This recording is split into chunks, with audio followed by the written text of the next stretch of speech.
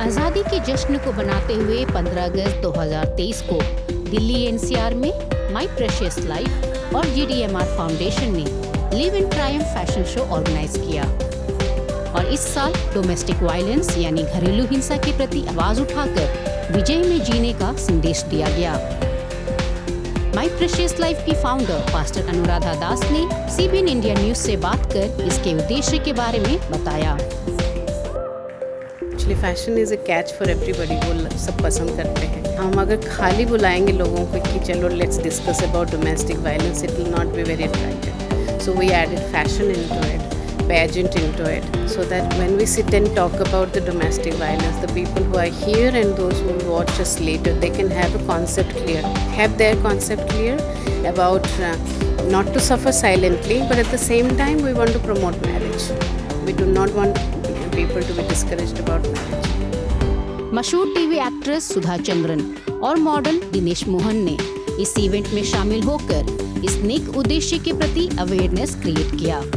अगर आप साइलेंटली सफ़र कर रहे हैं, you need to raise your voice and speak up against it. So I am very happy, very honoured कि मैं इस इवेंट में आया हूँ और अपना कुछ योगदान इस कॉज को मैं दे पा रहा हूँ। इंडिपेंडेंस डे हम मनाते हैं, बट इंडिपेंडेंस सही मायने में क्या है?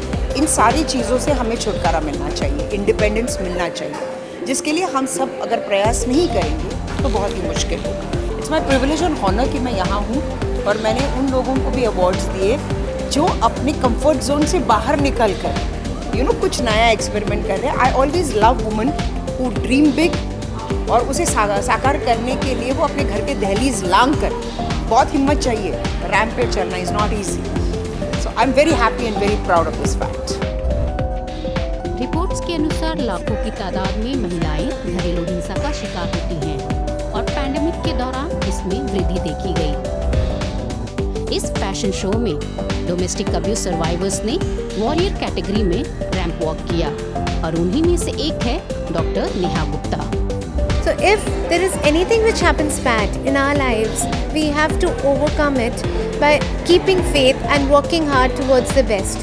And of course it happens with the support system which we have, which can be family, which can be friends. In my case, it was definitely my father who supported me throughout, and of course my mother, and it was my son who was my strength. We want to tell the world that you can have balance in marriage, first of all. And second thing, if you are going through difficult time, raise a voice.